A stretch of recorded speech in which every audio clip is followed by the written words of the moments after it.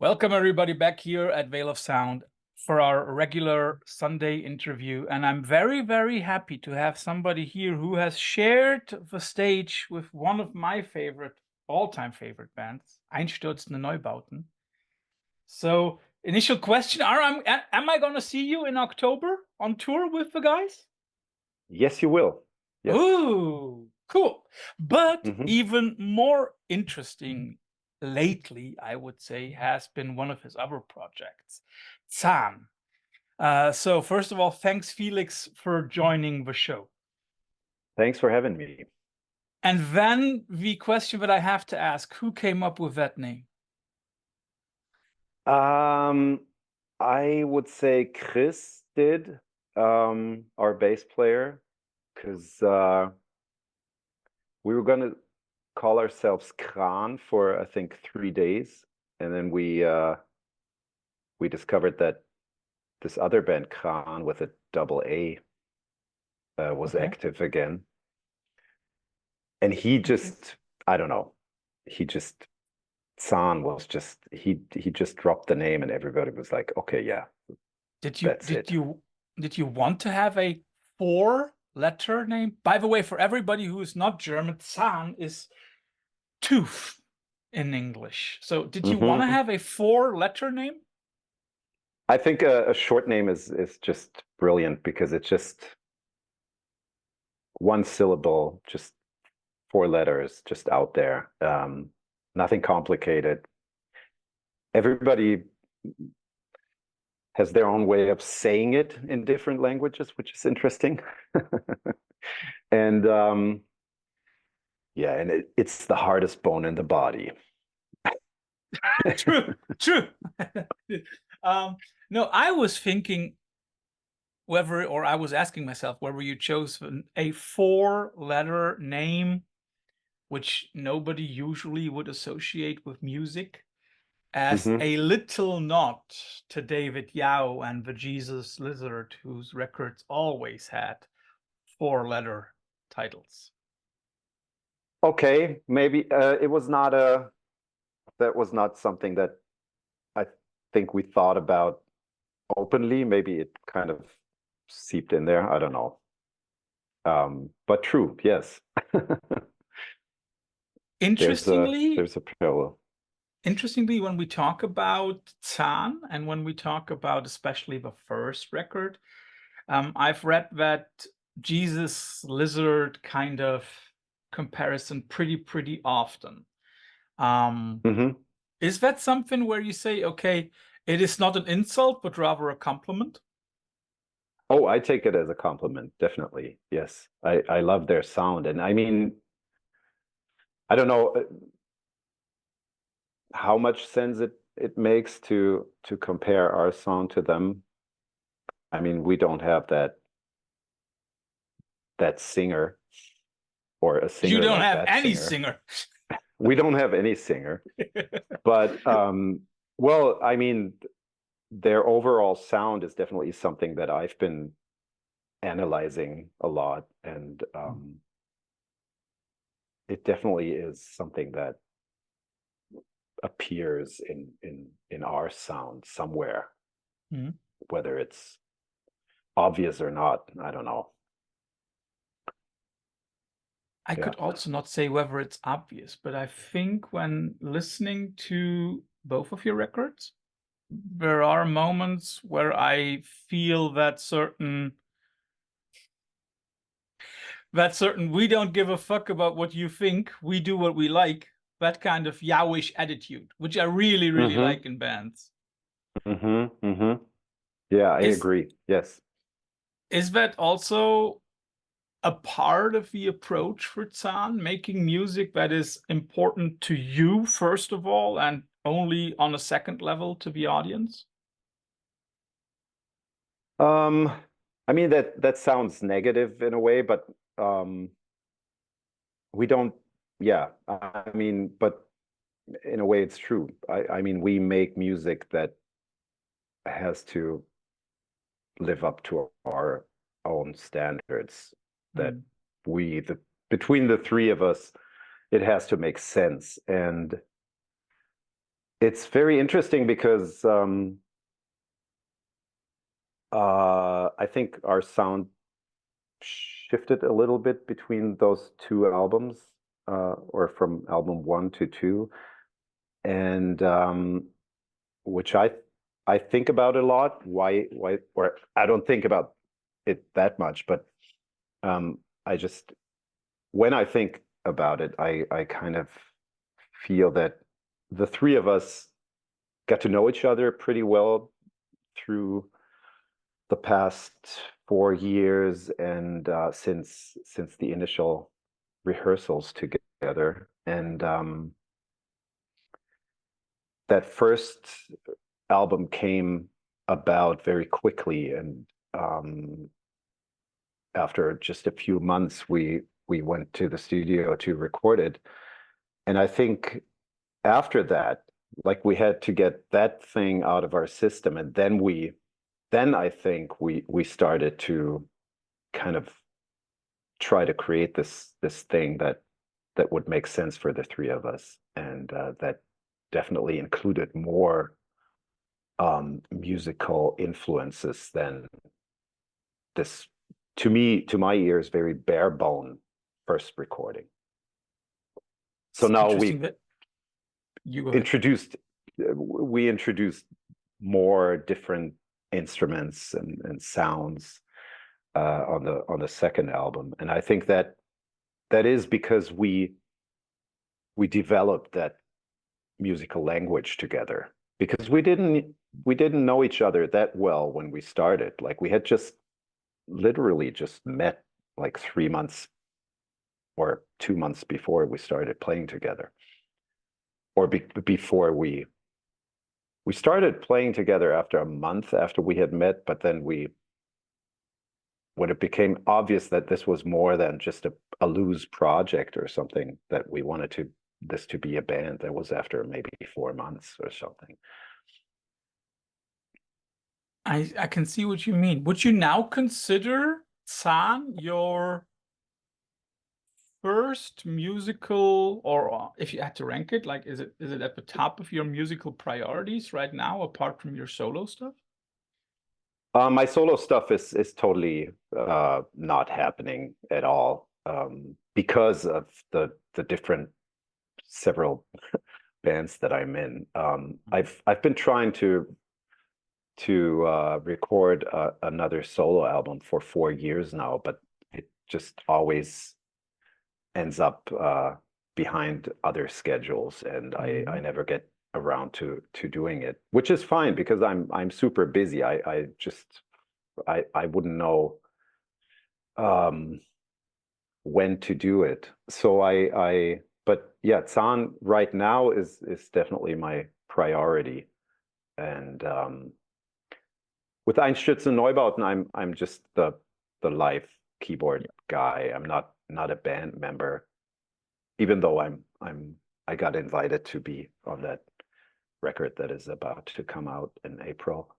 But it's those 5 guys, and I'm pretty much just reacting to their schedule, and when they send me the tour dates, I'm trying to make it happen for me. Like, if I remember correctly, the first one this year with Neubauten is at the beginning of September, somewhere like that, right? So it's still early enough to schedule or reschedule other things. Let's get back to Zahn. You've spoken about new influences, or a new sound, a new language. It's interesting that you use language, because that is exactly what I also wrote in my review of a record. I think the record speaks a lot of different languages, whereas the first one had one language and did that extremely well. It also spread a high level of euphoria, which I loved about the first album. I really think that had a very cool vibe, like the last band at a festival on a Saturday evening, where everybody's already sweaty, and then all of a sudden the band comes out and mesmerizes the folks who basically already wanted to go, which is a very cool thing. But this new one, different language, yes. Was that something conscious, or did it just happen because, as you said, you knew each other better? Or did you sit down and say like, okay, new direction? I think it was the first album, the tracks on the first album were something, on the self-titled album, were something that was very easy for the three of us to create because it was so simple, maybe in a way. Like it's not these elaborate compositions that stretch out over long periods of time. And to me personally, it was something, this music was something that I needed to do in that moment.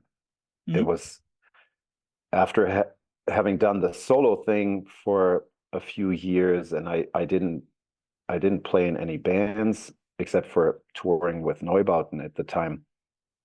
But I was yearning for this outlet, and this band that I had found with these two other guys was something that I had been wanting to do for such a long time, especially playing instrumental music. That was like something that I that had been my plan for a long time, but I never got around to do it in a band context. And my solo stuff was more like longer pieces of music and more quiet music, and I wanted to rock. I wanted to rock out.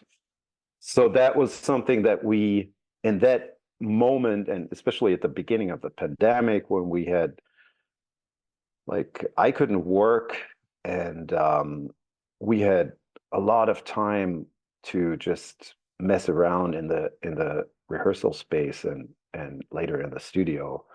So that was something that just happened immediately, that album. And then as we finished that, we already started thinking about other things. And late in the recording process,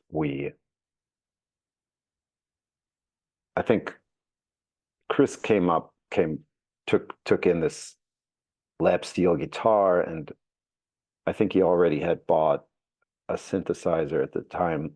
So I think in the late stages of the first album, we already thought, well, we should widen our palette and take in other things. And there's so much music that each of us loves that is not minimalist raw rock music. But there's so much other stuff that we kind of wanted to blend in there. So that's what happened then in the process of writing the second album. So it was definitely something that was that we were conscious about. It was a choice that we made. We didn't want to record the first album again with different songs. You know, we wanted to do something else, and I think that's something that we probably will continue to do, like question the ways of working that we have found together, and try to come up with something new that keeps this thing exciting for the three of us.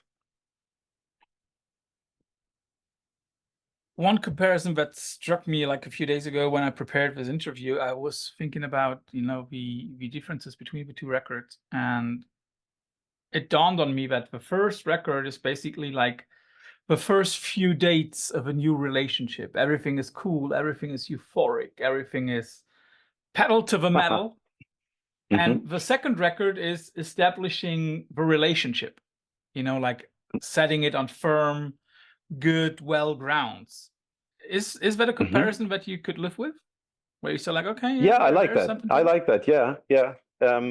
Things get more complicated with the second album. Like I have to, like, we're in the middle of the process of practicing for our tour that starts in late February. And there are some, I mean, I think we're pretty solid now. We've overcome the big obstacles in the beginning of trying to recreate what we have done in the studio for our live set. But there's definitely some tracks where I have to really concentrate, and because I have to kind of arrange the settings on my pedals, kind of thinking, because we don't take breaks in our set. There's no pause. We usually try to play everything through, and so I have to, like, two songs in advance, I have to think about what the settings on my guitar pedals that are usually spread out on the floor are going to be, because I'm not going to be able to do it in that situation where I need to switch to something else because I'm playing the guitar.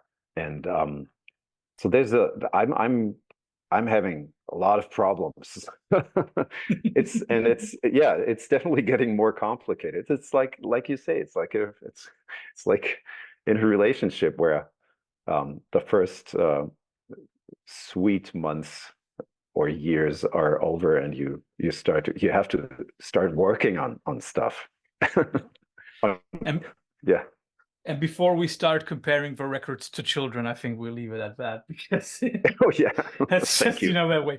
But I have to ask this, because something that I also very often feel or kind of hear in your music is like krautrock, like, which in itself is, of course, a bad term, because all the bands that have been called krautrock very often didn't even share many similarities.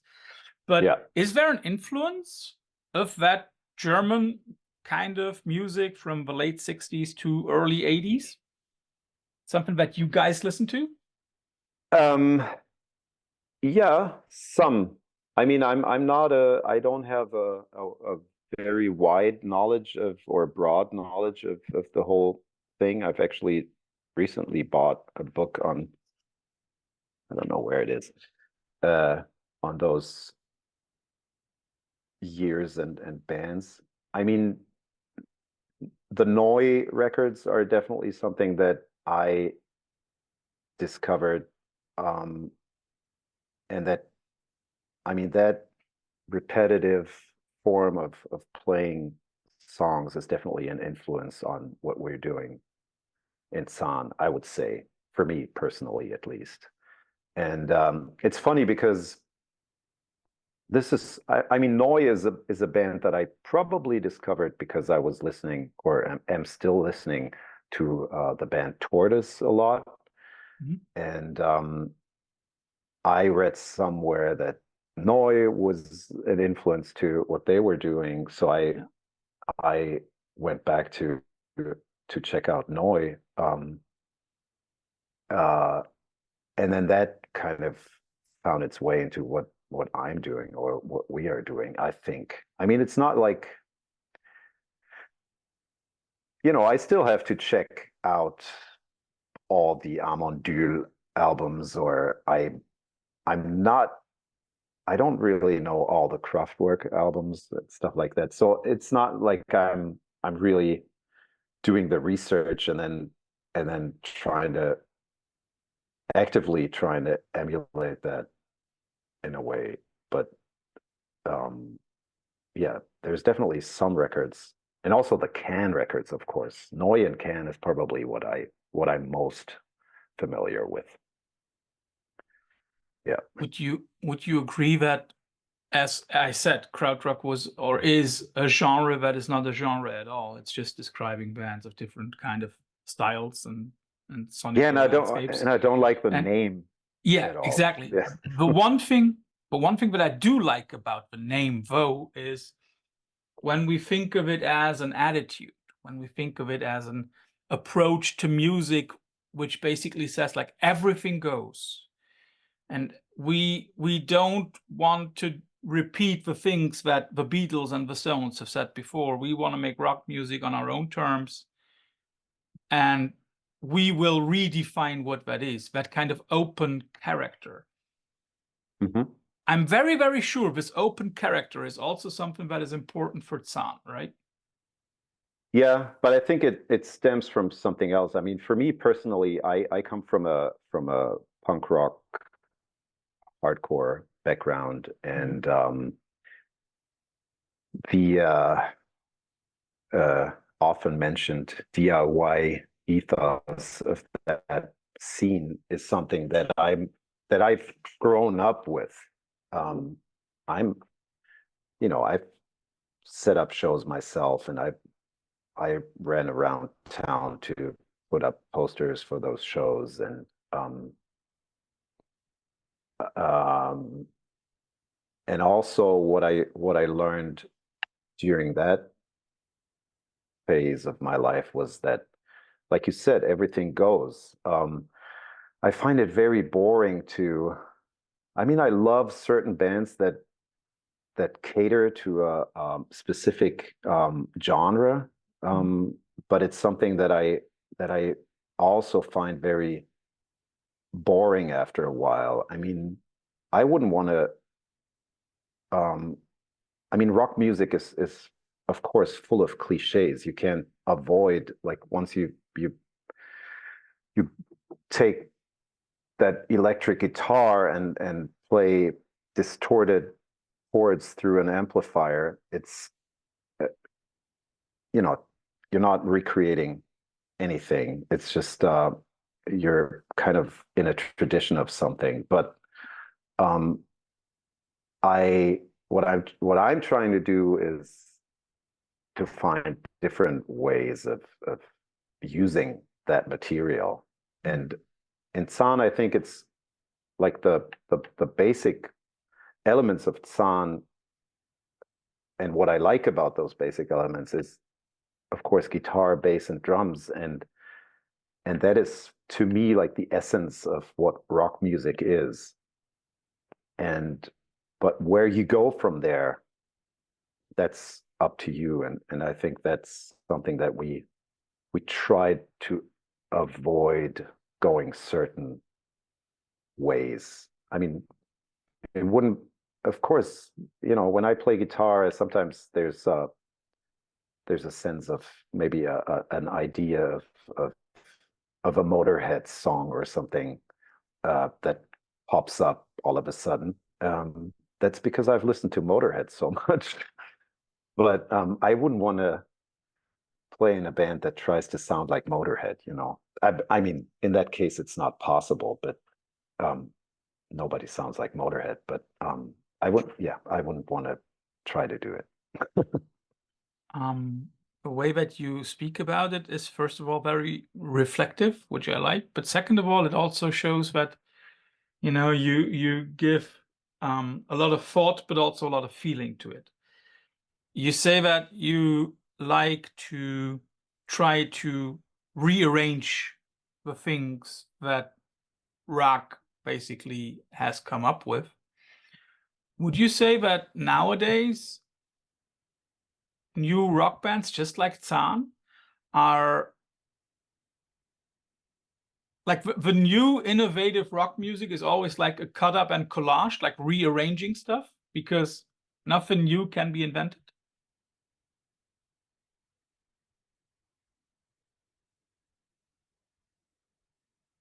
Sorry, I think we have a Did you lose me? I'll repeat my question, no problem. Would you say that yeah. nowadays Okay, rock music there you are. would you say that nowadays rock music is more a cut up and rearrange thing? Because, well, let's be honest, it's very difficult to come up with something very, very, very new.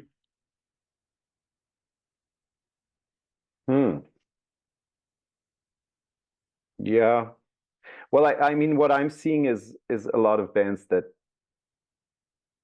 maybe a little bit like we are doing in Zahn, bands that are taking those basic elements of rock music and just go somewhere else with that. I don't. I have to admit that I'm not listening to so much music all the time. Like I don't really have a very broad knowledge of everything that's going on right now. Who has? In rock world. But I mean, but I'm trying to think of bands, like if you take a band like Black Midi, that's something that, that's a band that really shocked me in a good way. Because I mean, they're such skillful players, and but they go somewhere with this, what rock music is, and take it somewhere else. Or King Gizzard, of course, just trying to not limit yourself to a certain thing. And so I see that happening, like the little that I notice. That's something that I see happening. I don't really know how everybody does it, but that's with those bands, I kind of feel that when you talk they're about trying to find new approaches. Yeah, definitely new approach. That is definitely something, like approaching the original setup, the original possibilities, and approaching it from a different angle, and then trying to find, as I said, new directions, taking the whole thing on a new journey. When I think of that, then it's the way that, or like you just mentioned, King Gizzard and the Lizard Wizard, who are known for not trying to repeat themselves, even though they release like 6-8 albums a year. They never try to repeat themselves. They always try to do something else. Is that also something that you three will be looking for with the next few records? Always have at least a new approach, maybe a new kind of genre, or a new kind of sound that you're trying to think of? Not to repeat yourself? We'll see. Yeah. I mean, I don't think, I mean, if you think of the sound of Zahn, if you think of loud rock passages on the new album, the sound probably doesn't differ that much from the first album. It's more the other stuff that has come in, and I think there's probably going to be more other stuff that we introduce to our sound. We have certain basic sound that we don't have to think about that much, and where it's probably going to be very easy for us to write new music. But then what's interesting to us is kind of toying around with these other things that we probably don't know that much about. And new instruments are always very helpful, like having a synthesizer that you have to really try to wrap your head around, because we're not very experienced synthesists in this band, but a synthesizer is such an inviting instrument, because it's so, you can discover so much, and these endless possibilities in a machine are very, very interesting and tempting to play around with. So I guess we're just learning always, and trying to see where that takes us. Is that also then one of the things that you like about your new band, that you're once again a novice? Oh, definitely. I mean, it's also, but aside from these new things or instruments, it's also very challenging for me to play in this band, because I'm a very sloppy guitar player, and both Chris and Nick are super tight in playing their instruments, bass and drums, and I have to really get my shit together to keep up with them. And I've learned so much about playing the guitar during the past 4 years playing with them. Is it 4 years already? Wow. Okay. That's definitely something that I take from playing in this band. And yeah, and trying to find out these other things together is something that is a lot of fun, you know. Let's cut straight to one of the chases that I've heard on Adria. One of the things that I heard was a certain kind of spaghetti Western thing. Is that just my notion, or is that really something where it's like, okay, that is a cool sound from whenever, and we like it, and we want to bring that into our stuff somewhere? Yeah. It is something that, I mean, I just love a twangy guitar from a Morricone soundtrack or something. And I love guitarists like Mark Ribot, who's a master of this not quite distorted but very aggressive sort of Telecaster guitar sound. I mean, we've had a song on the first album that's kind of in the vein of that, the last track, Staub, which I think is already showing our love for Ennio Morricone and other people like him. I don't know, it just it keeps popping up again and again, and I think it's on the new album now, in the song Kotomoto, for example, it's a thing that kind of goes against this wall of sound, distorted guitars thing that we do on other parts of the record. And I think that sort of going against that is a good thing, like being a little jazzy all of a sudden, maybe. You mean like Or setting a faux jazz, counterpoint, as right? I call it, because yeah, faux jazz, as I like to call it, because I have no idea how to play jazz. I think there are a lot of people who would say having no idea on how to play jazz is the best approach to jazz. But I don't again, know. you know, then you're entering the realms of John Zorn and others, which is Well, he knows how to play jazz. yeah, and he know that's exactly the thing. You know, a lot of people who say like, "Oh, you don't have to really know a lot of things. You just have to make a cacophony of sounds, like Zorn does it." And then I'm thinking like, guys, don't underestimate that guy, because he definitely knows his shit from forward to front to back to center. Yeah, but I get what you mean. You know, Morricone is, of course, one of those people that will always be associated with scoring a movie. Is that something where you say, okay, that would be one other thing that I would like to do? I mean, like, you have already a certain kind of movie band experience, but like scoring a movie? I tried to do that a little bit, where I have half a movie score that I've done a few years back.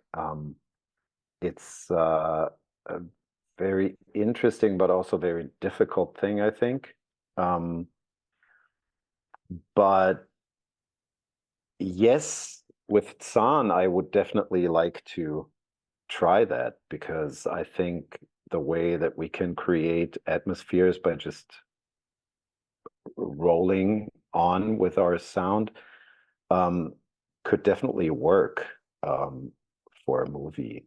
It's just I mean, it's a very, from my experience, it's a probably differs, and it probably gets more easy when you're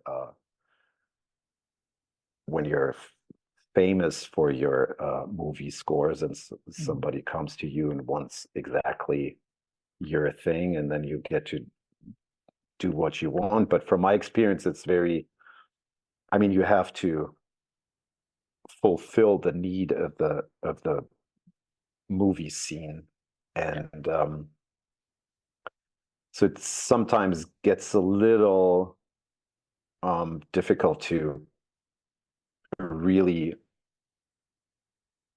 do your own thing that you initially wanted to do in a movie score, I guess. Also, theater is the same thing. I mean, I've done a few theater scores, and it's a lot of fun, but it's also very much, it's a job, you know. But it's something that I mean, both theater and movie is something that I would definitely like to try with Zahn. I would like to see if we can do it. Sound wise, I think I mean, I would, if I was a director, I would book us in an instant. So for all the directors out there, if you need a band to do your soundtrack, Yep. here's a guy who would like to do it with his band. But I know what you mean. It's this problem of, you know, wanting to write your own stuff, but at the same time having to cater to the scene's needs. Where, you know, just like you say, it's more of a job than your free open expression. Yeah. I can see that. You have been talking about touring. And I mean, like, for transparency's sake, for everybody, we are recording this on February 10th.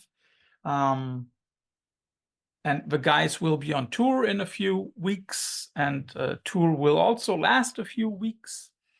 But then what is next for Zahn? A short break? Or are you guys already thinking about going on with new material? Yes, definitely. I mean, we're not, there's actually already some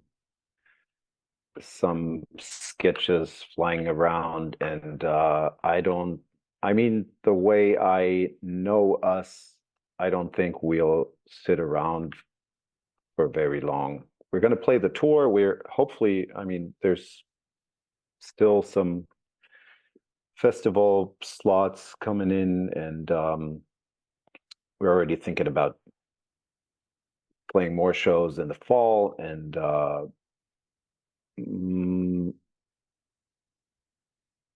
I don't really know how our respective schedules are going to be in the summer, but I can see us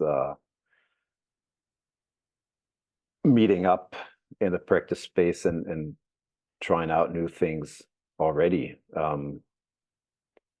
I don't think it's necessary to take a break from this, because there's so much ideas flying around all the time between the three of us, and I think we'll just continue working. When you say there are so many ideas flying around in this trio, how must we imagine the songwriting process? Is there like a main songwriter, or does everybody contribute? Do you already come with ideas, or do you develop while rehearsing? Often it's we often start by working on a demo idea that Chris has come up with. It's I mean, he sits around and comes up with these bass riffs all the time, and he sometimes works them out by adding some rhythm machine or something, drum computer. And then we take these sketches and try to come up with something around that basic idea. That's a pretty common way of working for us.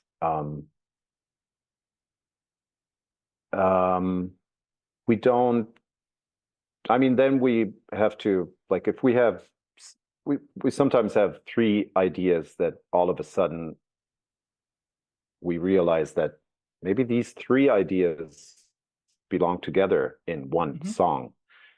And then we try to arrange them in a certain order that makes sense. Then we have to maybe pitch something around a bit and see how it fits, and maybe all of a sudden it doesn't make sense, but this fourth idea is something that replaces the third idea or something. It's pretty much sometimes it's a sort of a collage way of working, and sometimes things just fall into place immediately. It's not so much that we sit around and jam for 3 hours, and because none of us has the patience to do that, I think. I mean, we sometimes have to play a certain part for a certain amount of time to see if it works or not, but it's not like we sit down and make these long jam sessions. That's not the way we work. Would you say that the lack of vocals in your music also makes that easier to switch things around, to rephrase them, because you don't have to follow any kind of lyrical concept? Oh, definitely, yeah. It makes things so much easier, and it's so much more fun to create a piece of music that goes through certain parts, but you don't have to think about the chorus or something that has to reappear eventually. But you just, I mean, we have songs that start and then they go through a certain rhapsody kind of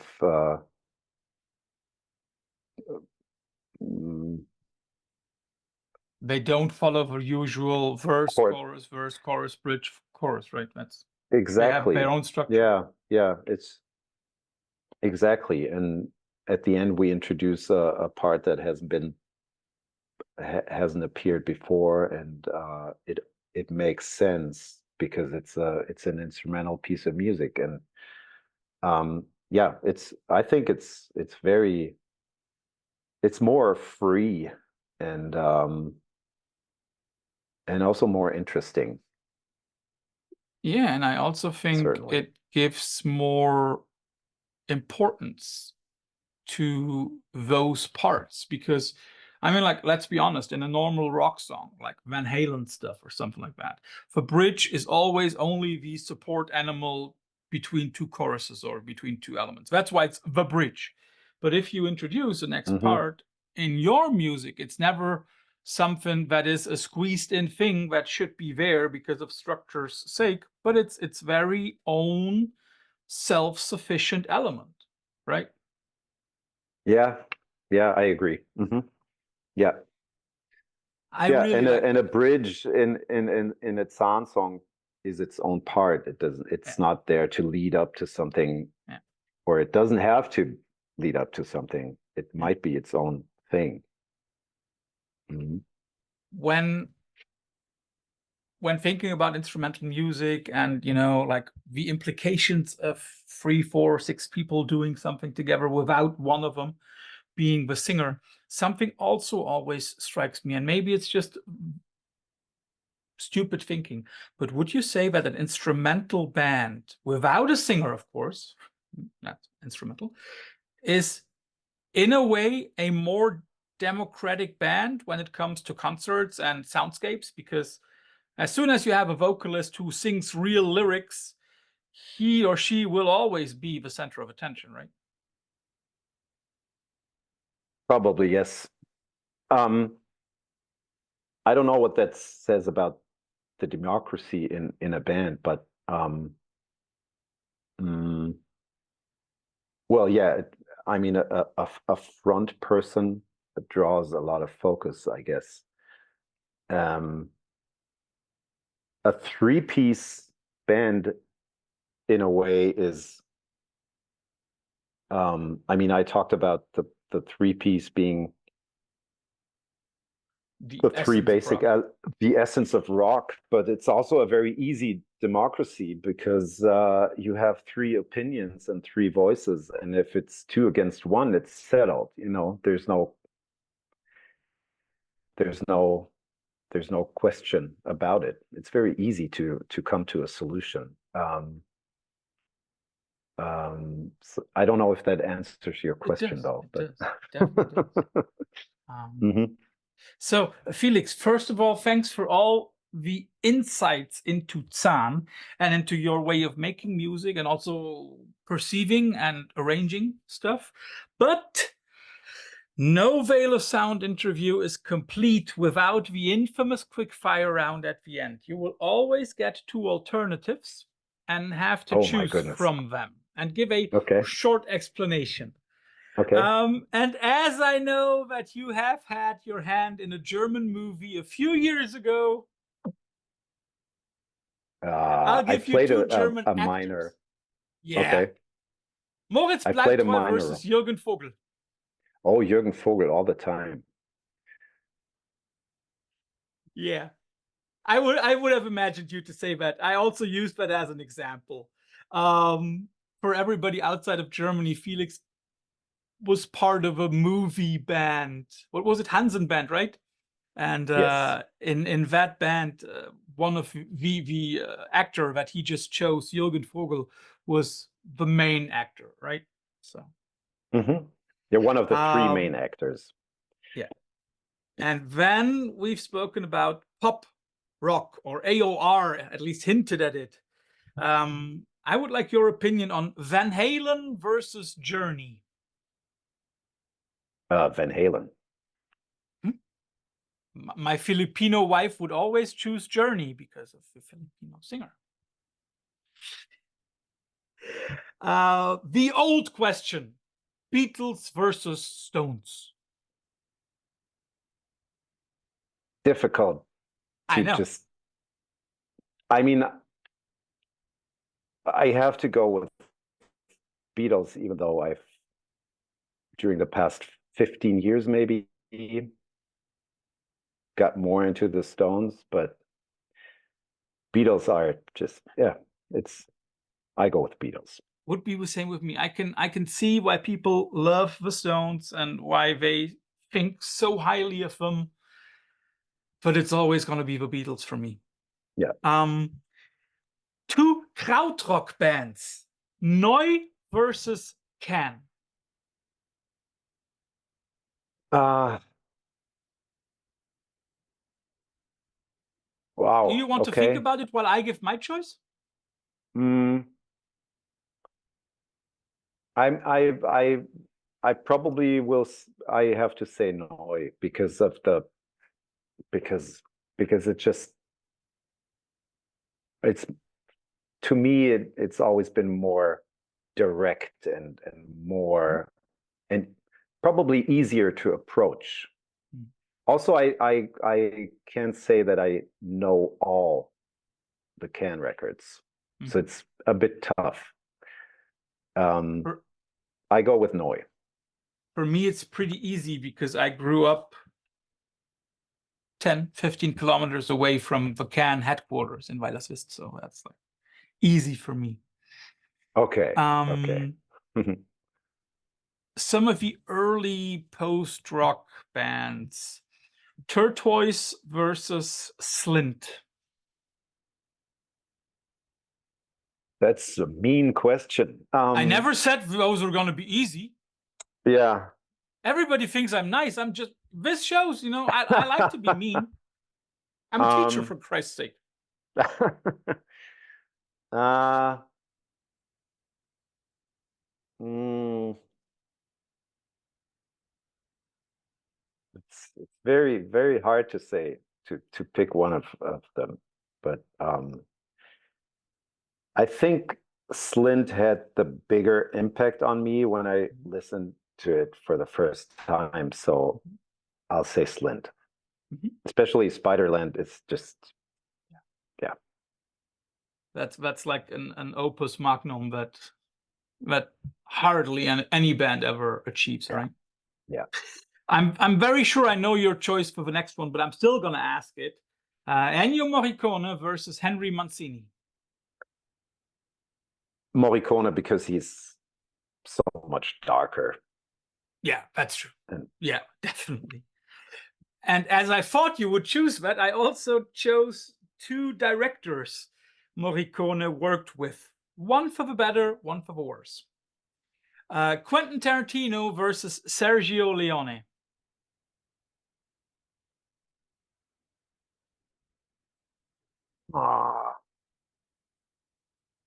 I go with the classics, Sergio Leone, just because Once Upon a Time in the West was the first Western that I saw as a kid, and just blew me away. There's another reason for me when it comes to those directors and also in connection to music.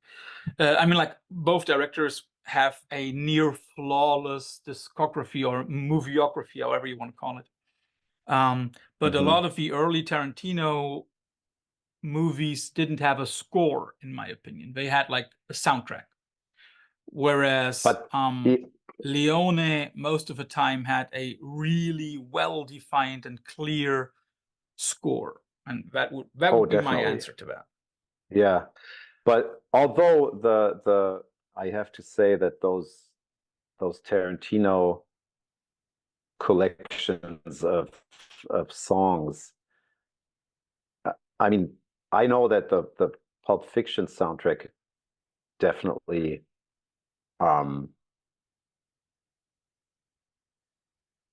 led me to discovering music that I didn't know before, and also the order in which that soundtrack is arranged is some. I mean, if I hear one of the songs in the wild somewhere on a radio or somewhere, I'm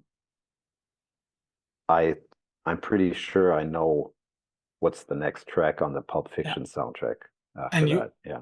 And you probably also have a scene in your head, right? Oh yeah. Don't get me wrong. The way that Tarantino did that on his first few movies, that is impeccable.